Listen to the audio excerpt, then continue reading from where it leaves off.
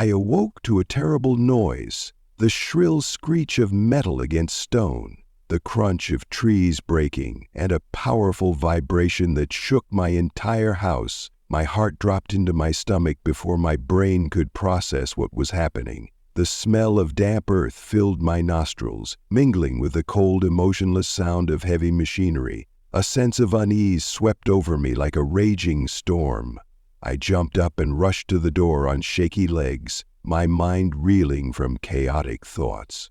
The sight before me left me speechless. The giant yellow bulldozer was crushing my garden, something I had spent years building, tending, and protecting. The organic vegetable beds I had carefully planted from seed to seed, the orange trees that had just blossomed, the lush green vines I had painstakingly trained, all were being crushed under the relentless steel track. The land that I once cultivated with all my passion is now just a pile of rubble, mixed with mud, torn leaves, and pieces of wooden fences crushed into small pieces. The initial shock quickly gave way to a fury that burned inside me like an uncontrollable fire. I walked quickly toward the bulldozer, feeling my entire body shaking with anger, but then I stopped when I saw a familiar figure standing nearby. Linda, the HOA president of the Crestwood neighborhood. She stood there with her arms crossed, her expression unflinching, even somewhat satisfied. Her cold eyes scanned me as if she were watching the reaction of an ant that had just been crushed underfoot.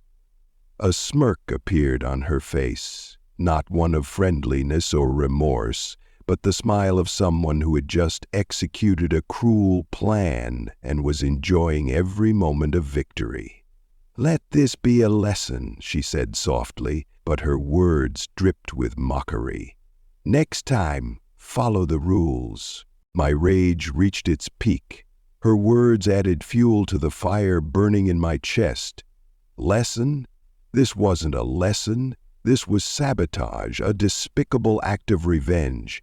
I clenched my fists, my nails digging into my palms until they almost bled, but I knew I couldn't act rashly. I took a deep breath, trying to calm myself despite the blood boiling inside me.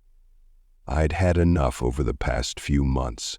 The unreasonable fines, the repeated warnings, Linda's attempts to force me to tear down the garden. I'd faced it all patiently, but this time she'd gone too far. It wasn't just threats on paper, it wasn't fabricated fines. She'd actually done it, destroying my hard work with her own ruthless hands. I looked back at my garden, now a desolated mess. Trees uprooted, rows of rare flowers now just scattered streaks of color in the mud. My breathing was heavy, my chest tight with anger and grief. This was more than a garden to me. It was the fruit of years of hard work, a part of my soul. And now it was being crushed without mercy by a woman obsessed with her power. Linda thought she could do this with impunity. She thought she could dictate like a dictator, destroy whatever she wanted, eliminate whoever she wanted, but she didn't know that this time she was wrong, and that mistake would be costly. I clutched the phone in my hand, my fingers swiping across the screen, Linda's face still wearing the same smug expression, completely unaware that she had just signed her own judgment. Linda thought she could win, but she didn't know that I was the brother of Jessica Whitmore, one of the best lawyers in HOA lawsuits.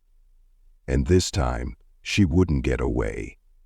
I stood there, looking at the devastation before me, replaying in my mind the days when it all began. The broken trees, the tracks in the damp soil, the crushed flowers, all because of the irrational hatred of a power-hungry woman. But I wasn't surprised. I had known for a long time that this wouldn't end easily. When I first moved to Crestwood, it was like a dream. Quiet streets, friendly neighbors, lush green spaces. It was exactly what I was looking for. I loved gardening and devoted myself to turning the lot behind my house into the perfect garden. I planted organic vegetable beds, carved out a corner for fruit trees, and tended to every rare flower I'd collected over the years. Every day I'd wake up, step outside, take a deep breath, and feel at peace. But then Linda came along and that peace was crushed. As soon as she became HOA president, Linda acted like she'd become the queen of the neighborhood. New ordinances came at a dizzying pace, each more absurd than the last. First came the bird sign ban, a cold notice shoved into my mailbox. Decorative signs that are not in keeping with the general aesthetic. Please remove.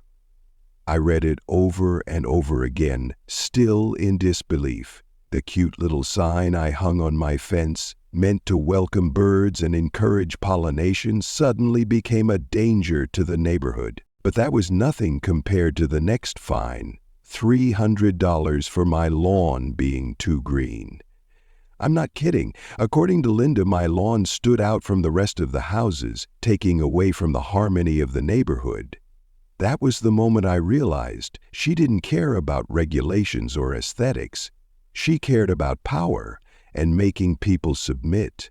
But what bothered her most wasn't the bird sign or my lawn. What Linda really wanted to destroy was my garden. She hated it from the moment she laid eyes on it. In her eyes, it didn't fit in with the neatly trimmed hedges and lifeless lawns of the neighborhood. It was a symbol of difference, of opposition that she couldn't stand. And so the warning started. Your garden does not meet the HOA's aesthetic requirements. Modify or remove. I laughed when I read the first letter. Modify? Remove? For what reason? My garden was perfectly legal under city ordinance. I had checked it out before I started. But Linda didn't care about the law. She only cared about the power she had given herself. Every week I received a new letter. If it wasn't about my fence being too high, it was about the garden attracting pests. Linda started increasing the fines, $200, then $500, then $1,000. There was no evidence that my garden was a problem, but she didn't need proof. She just needed to put enough pressure on me to back down. I didn't. I went to see Linda, with all the paperwork proving my yard was legal. She looked at me, a faint smile on her face, and shrugged. It doesn't matter. Those two words made my blood boil. I got it. This wasn't about HOAs, it wasn't about neighborhood aesthetics, it was about power. Linda was used to giving orders and being obeyed. And me? I was a thorn in her side, a stubborn one. And I knew with Linda that when warnings didn't work, when fines didn't force me to back down, she'd switch to another tactic, a more brutal one. So when I saw the bulldozer crushing my yard, I wasn't surprised. I felt only one thing: anger. Linda thought she'd won. She was wrong. I stood in the middle of the devastated garden, the soil torn up, the trees toppled, the tracks of the tracks carved into the ground, a cruel reminder of the injustice I had just experienced. Anger boiled in my chest. But above all, I felt one thing: determination. Linda may have thought she had taught me a lesson, that I would bow to the power of the HOA. I would not sit idly by and watch my garden be obliterated. From the very first day Linda began her war against me, I knew that I had to stand up for my rights. I had checked every ordinance on my property, every provision of the city code in Austin, Texas. I had not built the garden haphazardly. I had asked for permission. I had complied with the local zoning code. Every plant, every fence, every path was designed to code. There is nothing in my garden that breaks the law. I thought that in the face of clear evidence, Linda would back down. But I had underestimated her. Linda didn't care about the law. She cared about power. The warning letters from the HOA began to pile up week by week. What started out as mere reminders gradually became coercive demands. Garden removal deadline, 30 days. Fine, $200 for every day of non-compliance. Garden fence substandard, immediate removal required. I read each bolded line, feeling a simmering resentment spread through my body. I tried dialogue. I sent a letter back with all the documentation proving that my garden was legal. I emailed the HOA requesting a formal meeting to discuss it. I even met with Linda in person with the paperwork proving that the garden did not violate any rules. But each time Linda just looked at me with a faint smile, her eyes full of defiance. It doesn't matter. Those two words repeated like a curse, like a cold knife cutting into my patience. Linda didn't care if my garden was legal or not. She just wanted me to comply no matter what. And when warnings failed to sway me, Linda turned to a more powerful weapon: fines. They came in large, arbitrary, and purposeful amounts. $200, $500, $1,000. She made up a new excuse each time. The garden attracts pests. Mold spread from plants. Unsightly neighborhood. The bills kept piling up, but I refused to pay a dime. And then Linda decided to go further. I opened the mailbox and felt my blood run cold as I read the bold print. Hold debt notice. Payment required within 15 days or lien will be placed on your property. I clenched the paper in my hand. She didn't just want to destroy my yard. She wanted to take my house. Placing debt on a homeowner's property is one of the dirtiest tricks an HOA can do, and Linda was using it as a weapon to crush me. She wanted me foreclosed on, to use the legal system to force me out of the neighborhood. But she was missing something. I wasn't fighting alone. Linda didn't know that I was the brother of Jessica Whitmore, one of the best lawyers in the business of litigating abusive HOAs, and now I had a reason to show her the consequences of abuse of power. She wanted a legal fight? I was ready. Linda wasn't giving up. I knew that the moment I received the fake HOA debt notice she tried to slap on my house. For her, this was no longer about code enforcement. It was a power struggle, and she wanted to win by any means necessary. But I wasn't one to back down.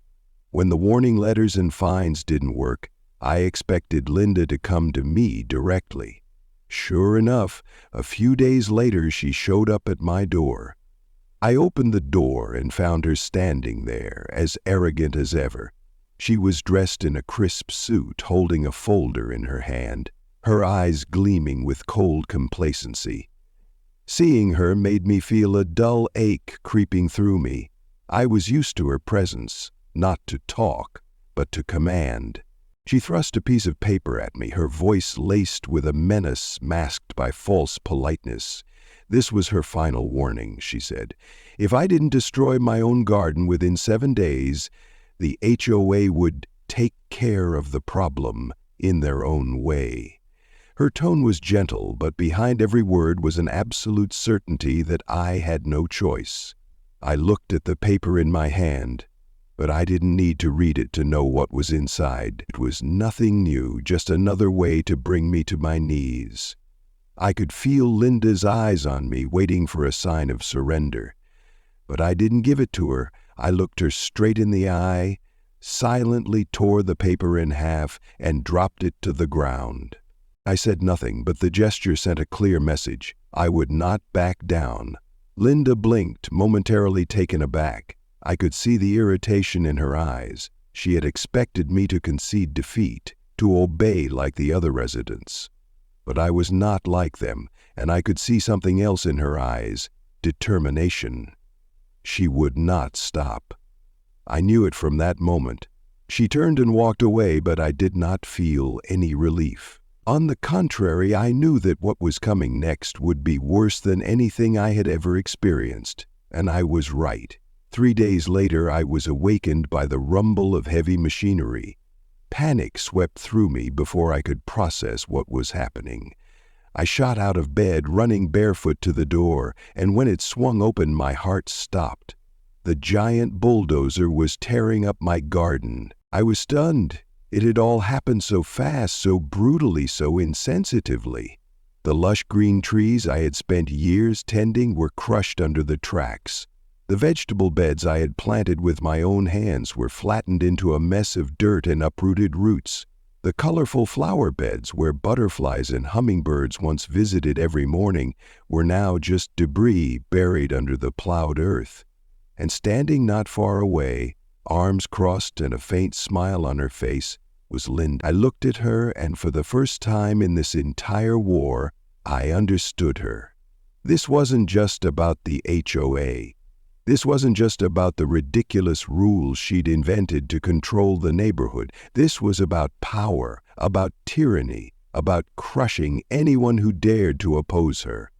Linda didn't need a good reason. She didn't care about the law, the city ordinances, or the fact that my garden was legal. She just needed an excuse, a way to prove that she could do whatever she wanted without being stopped. I clenched my fists, my nails digging into my skin until they hurt, but I didn't move. I didn't scream. I didn't beg. I just looked at her, my eyes reflecting something I was sure Linda didn't expect. Not fear, not despair, but determination. Linda thought she had taught me a lesson, but she had made the biggest mistake of her life. Because now I wasn't just the protector of my garden.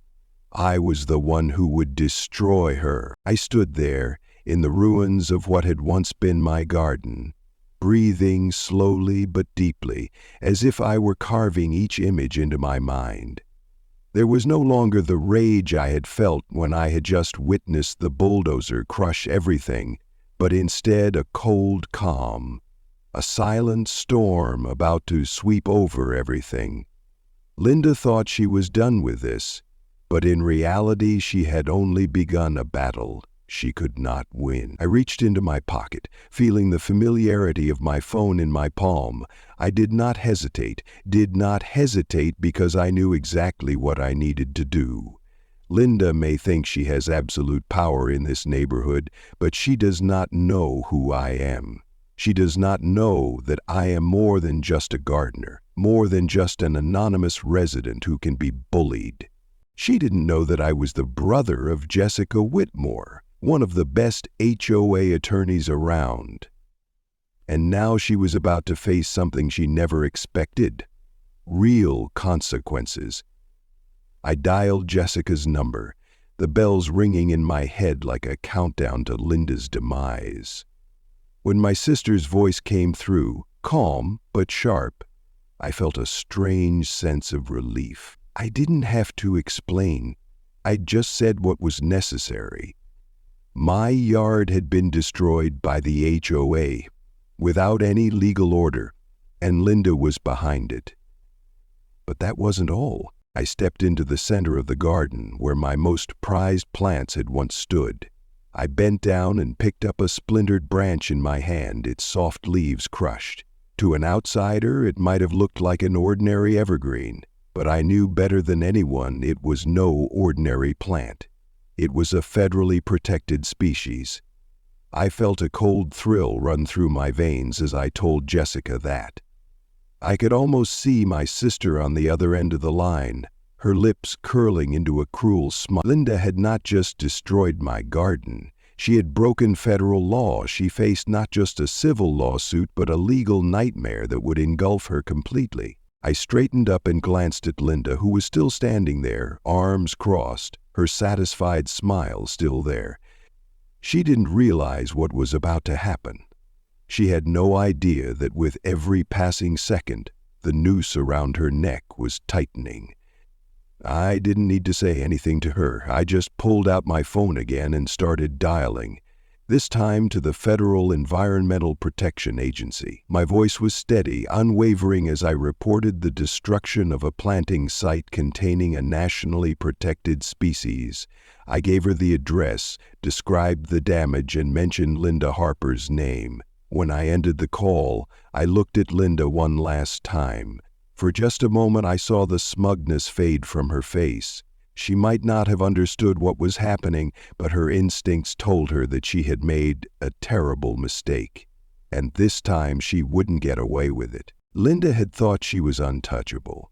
She was used to giving orders, to fearful stares, to residents obeying without protest, but this time she had misjudged. She had not only destroyed a garden, she had destroyed the very position of power she had tried to hold. When news of the lawsuit spread, the community response was swift and far beyond what I had expected. For years, Linda had ruled the Crestwood neighborhood with her unreasonable rules and unyielding dictatorship. But now all those who had silently tolerated her began to stand up. They might have feared fines or retaliation, but seeing her embroiled in a federal lawsuit, they saw this as an opportunity to reclaim their voice. Conversations began to erupt on community forums. Neighbors shared stories of Linda's abuses of power, fining a family for hanging Christmas lights too early, banning a person from installing a swing in their backyard because it was unacceptable, forcing an elderly person to remove a flower bed in front of their house because it was not in the plan. People began to realize they weren't alone. They were all victims of the same tyrant in the guise of government, and they had had enough. Within days, the pressure on the HOA became unbearable. People who had previously remained silent suddenly spoke up, calling for an emergency meeting. They weren't just angry that Linda had destroyed my garden. They were furious that she had been abusing her power all along, and no one dared to stand up to her. The HOA meeting was held in a small neighborhood hall, but the number of residents who showed up far exceeded expectations. The room was packed, and for the first time, Linda was no longer in control. She stood there, pale, as she watched people rise up to denounce her. A man held up a notice of an unreasonable citation because the color of his front door was too bright. A woman held up a threatening email from Linda, demanding a $500 fine for her son's chalking of the sidewalk. Whispers, jeers, and boos filled the room. Linda struggled to regain control. She raised her hands, tried to say something, but for the first time in her life, no one was listening. The people who had been afraid were no longer afraid. They had seen her pulled down from her false throne, and they were not going to let her climb back up. The climax came when the HOA's legal representative stood up, a middle-aged man with a crisp suit and a stern face. His voice rang out clearly, cutting through the chaos in the conference room. He didn't beat around the bush, didn't offer any defenses for Linda. He simply said one thing: the HOA would not be involved in this lawsuit, and to avoid legal risk, Linda Harper would be immediately removed from her position as HOA president. There was no debate, no extended vote, just a moment of silence, then applause. Linda stood there, face pale, looking around the room as if searching for an ally, but no one spoke up to defend her. Her former followers, the HOA members who had once stood behind her in fear, were now silent or bowed their heads to avoid her gaze. She had thought her power was absolute, but now she realized the truth. She was only as powerful as the people let her be. I looked at Linda, and for the first time since this fight began, I saw something in her eyes that I had never seen before.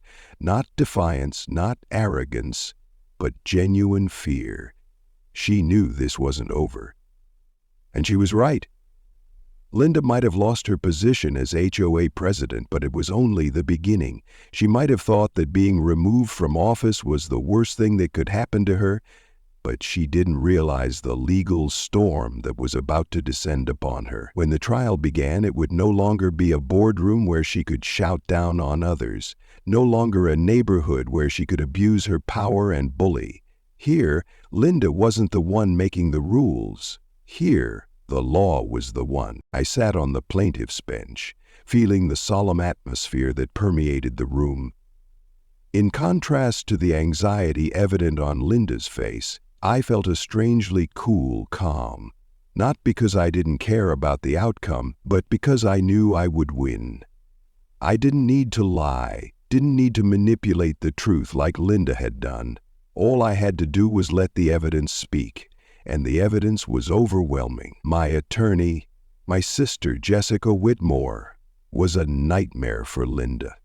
With each page of documents, each piece of evidence presented in court, each pointed question that left Linda no room to retreat, I saw her confidence disintegrate bit by bit. The surveillance video from my house was projected onto a large screen. The image was clear. The giant bulldozer crushing my garden, Linda standing beside it, arms folded, a faint smile of satisfaction on her face. There was no remorse, no hesitation, just a woman enjoying her power while it lasted.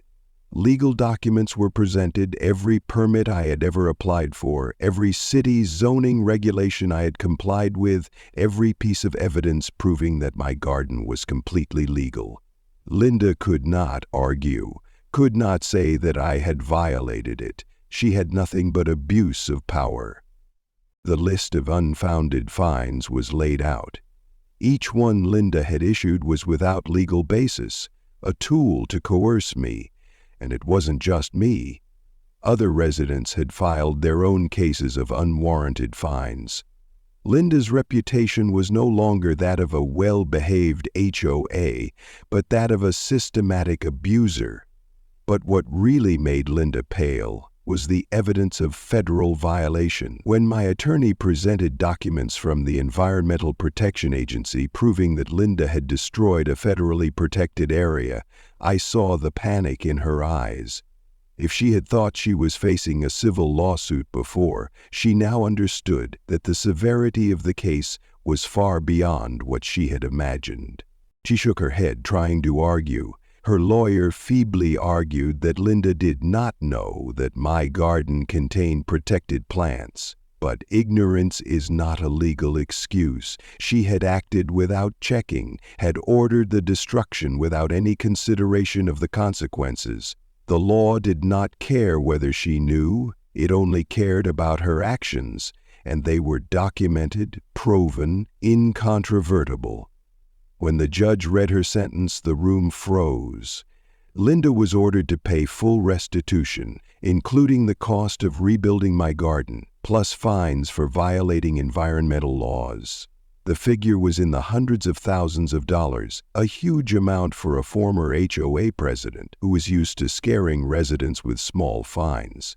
But that was not all. The judge said that if Linda did not comply with the restitution order, she would face prison time for violating federal law. I looked at Linda and I saw a woman completely broken. Every ounce of pride, every ounce of power she had, every shred of illusion of invulnerability, all gone.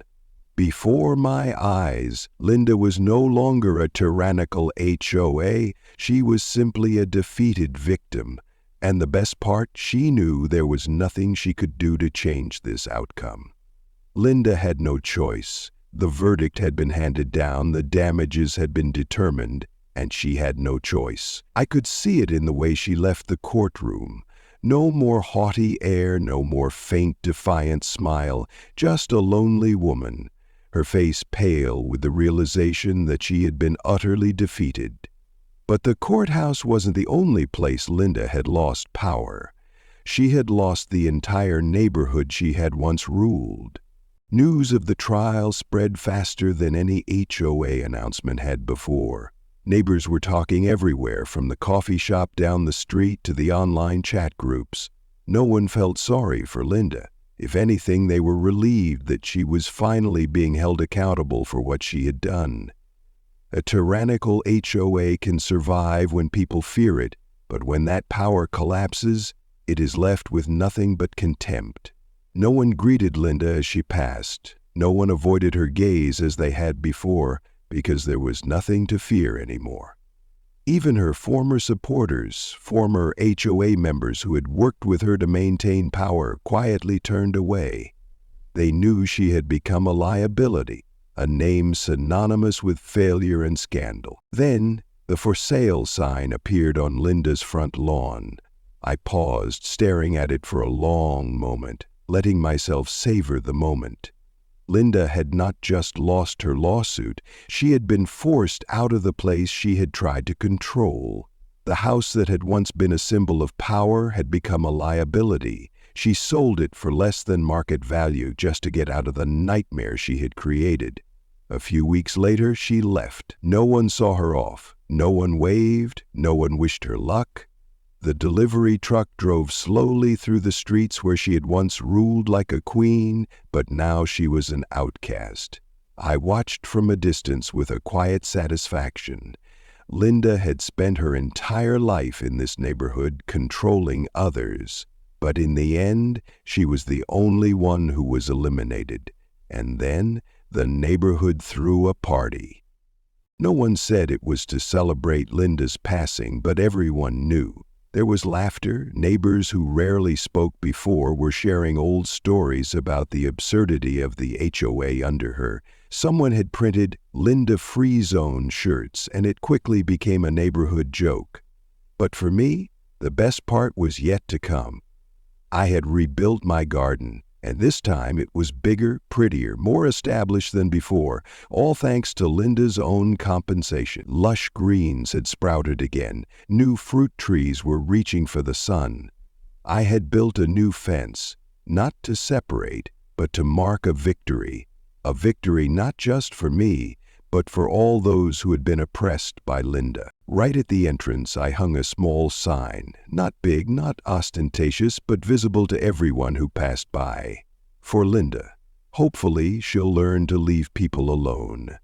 I smiled, stepped back, and looked at my yard again. Finally, I could enjoy my home, my neighborhood, without worrying about unreasonable fines or anonymous threats. No one was looking down on me. No one thought they could control me. Crestwood was back to what it should be, a place where people could live their lives the way they wanted. And Linda? She was just a name from the past, a lesson in the abuse of power, a reminder that you reap what you sow.